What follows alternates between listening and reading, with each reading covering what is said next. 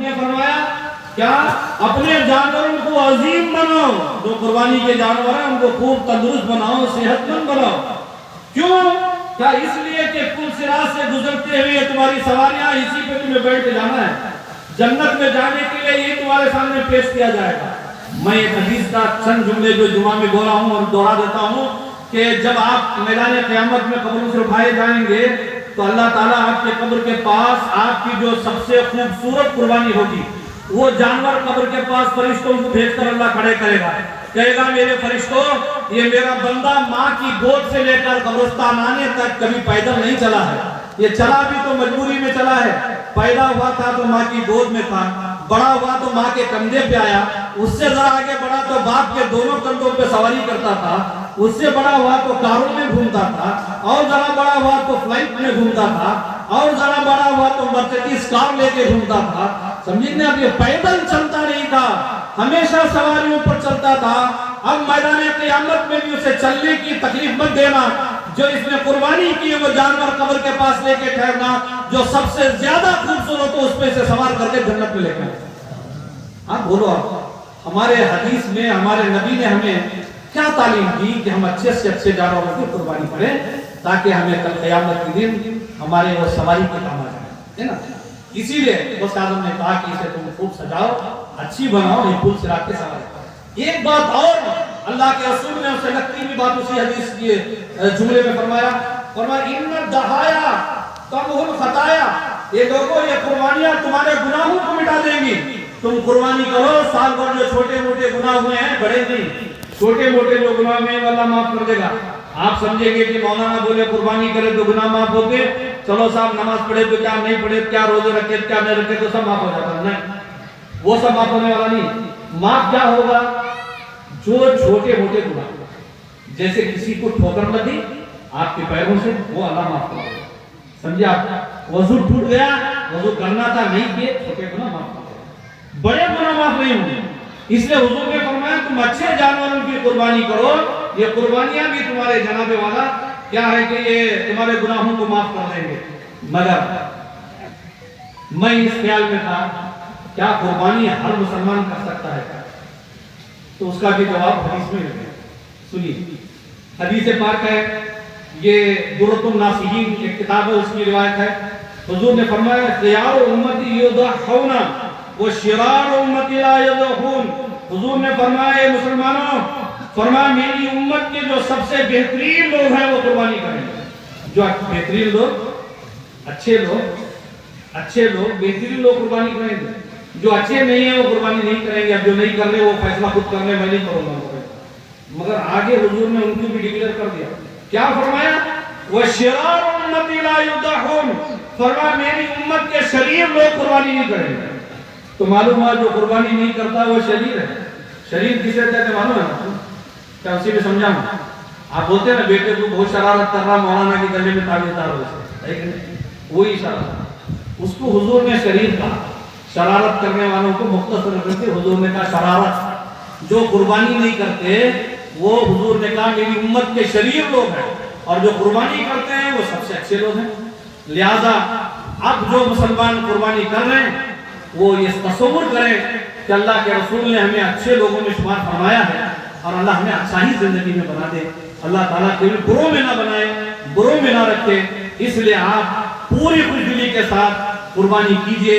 قربانی ہر صاحب نصاب مسلمان پر واجب ہے، چاہے وہ زکوٰۃ کے جو شرط ہے وہ زکوٰۃ کا حکم یہاں نہیں ہے۔ زکوٰۃ کے حکم یہ ہے کہ سال بھر گزرنا چاہیے، قربانی کے لیے نہیں ہے۔ ان 3 دنوں میں، آج اتوار پیر منگل 3 دن میں کسی کے پاس اتنا پیسہ آئے وہ جانور خرید کے قربانی کر سکتا ہے، تو ایسے مسلمان پر قربانی واجب ہے، اسے قربانی کرنا ہوگا۔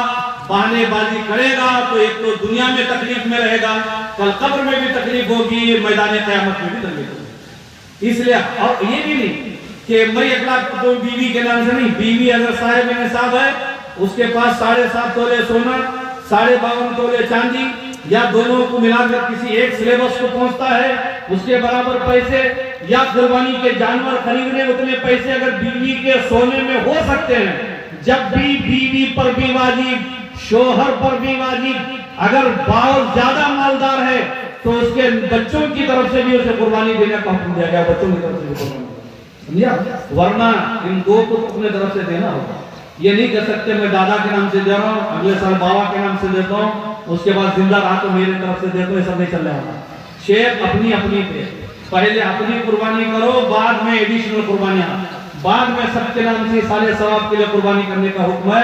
تو لہذا یہ مسئلہ ذہن میں رکھیے، اور قربانی کے لیے یہ جو تصور ہے لوگوں کا دماغ سے نکال دیں، کیا صرف گائے اور بیل کی قربانی ہوتی ہے؟ یہ نہیں ہے، بھینس کی بھی قربانی دی جا سکتی ہے، کھلگے کی بھی قربانی دی جا سکتی ہے، سمجھے کہ نہیں؟ آپ گوشت نہیں کھاتے الگ بات، مگر اسلام نے اسے جائز قرار دیا ہے، چاہے آپ بھینس کرو چاہے کھلگے کی قربانی کرو، قربانی ہو جائے گی۔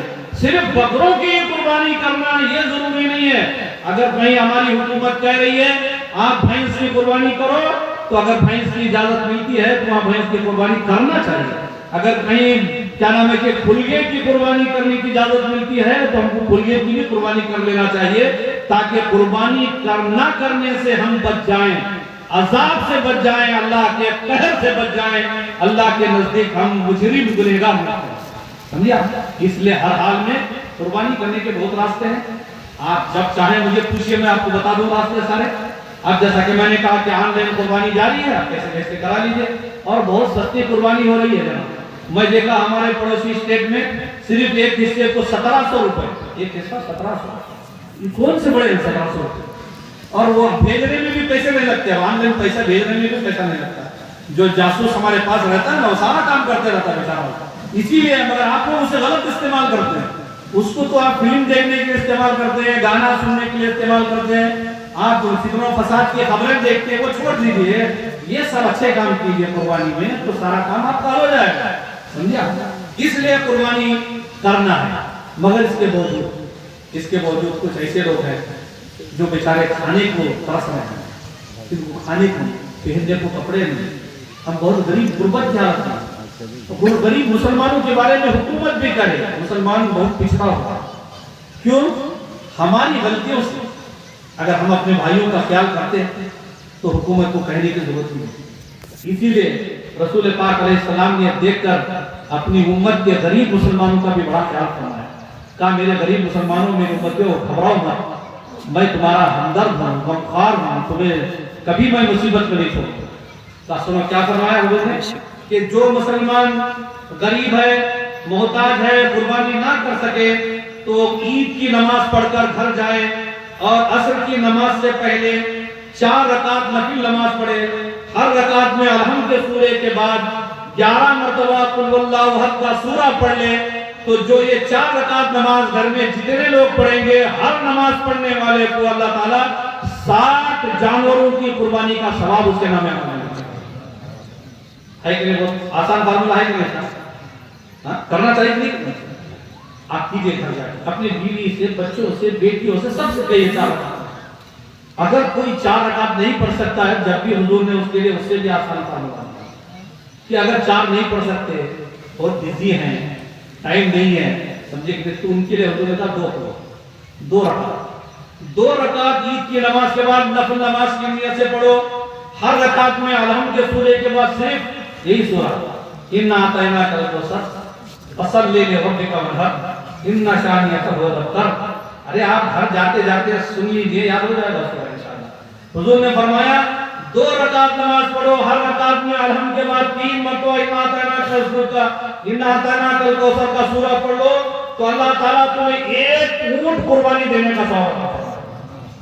اب اس سے زیادہ آسان کیا کرنا ہے آپ کو؟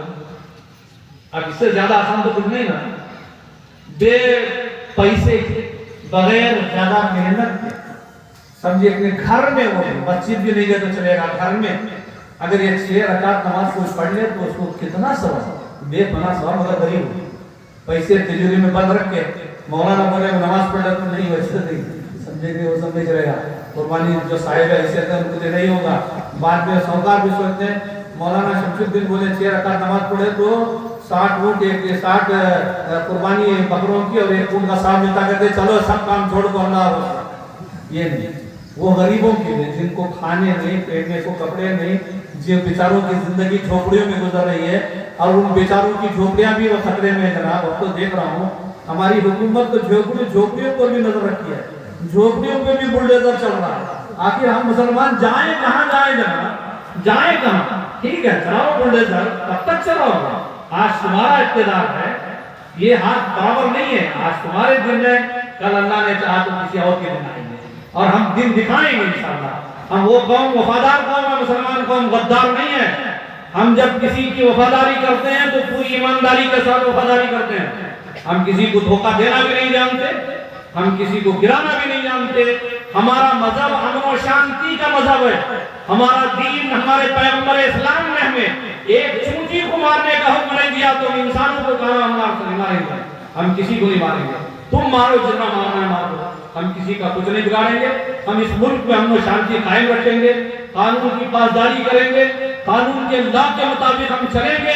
हमारे मुस्लिम समाज में भी तो लायक हैं, हमारे मुस्लिम समाज में भी तो जजेस हैं।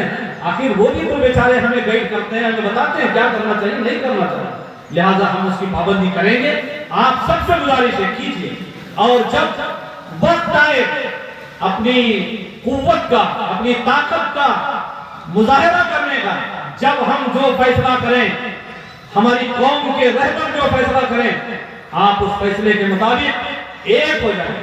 हम किसी के नोट लेकर अपनी ताकत नहीं बेचेंगे, किसी के पैसे लेकर बिरयानी खाकर हम किसी के पाले में पड़ेंगे नहीं। हम तो वो करेंगे जो हमारे लिए कुछ किया, जिसने हमारे लिए कुछ किया हम उसके लिए उस वक्त काम करेंगे। जो हमारे लिए 5 साल तक जुल्म किया और जुल्म करने वालों का साथ दिया, कुछ लोग हैं ना जुल्म वालों का साथ दे रहे हैं, मैं देख रहा हूँ, मुझे भी आंखें हैं, कान है, मैं खबरें सुनता हूँ, पढ़ता हूँ, पूरी दुनिया के हालात हमारे सामने हैं।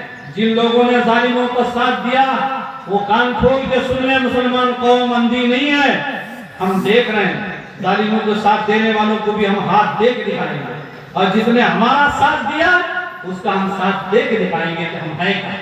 इसलिए आप सबसे मैं आखिरी में गुजारिश करूंगा कि शहर में अमन कायम रखिए, फितनो फसाद मत कीजिए, पुलिस महकमे का साथ दीजिए, कानून को हाथ मत लीजिए, किसी को सताइए मत, गाली मत दीजिए। कोई आपको गाली देता है तो आप दुआ दीजिए, कोई आपको बुरा भला कहता है तो आपकी हिदायत के लिए उसके लिए दुआ कीजिए।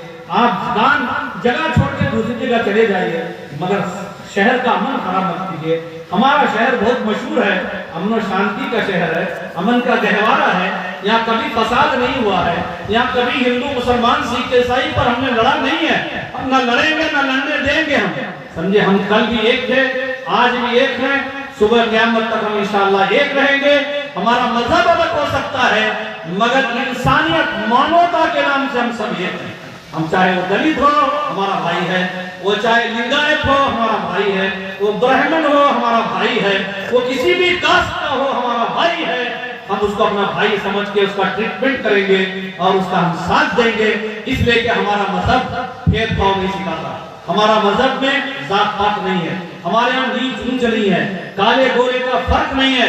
हमारी मस्जिद में जब आते हैं तो हम सब एक हो जाते हैं, समझे कि सब एक। इसलिए आज भी हम सब एक हैं, एक रहेंगे। मैं मीडिया के जरिए ये खबर पूरी दुनिया में पहुंचाना चाहता हूँ कि इस्लाम अमन का मजहब है, मुसलमान शांति का नाम है, मुसलमान सबको भाईचारगी से लेके चलना चाहता है। आप हमें छेड़ो मत, हम आपको नहीं छेड़ेंगे। अगर आपने हमें छेड़ा तो फिर हमें सोचना पड़ेगा। इसलिए मैं आप सबसे इन बातों के साथ इजाजत चाहता हूँ। आखिरी में वमा अलैना इल्लल बलाग, व आखिरु दावाना अनिल हम्दुलिल्लाहि रब्बिल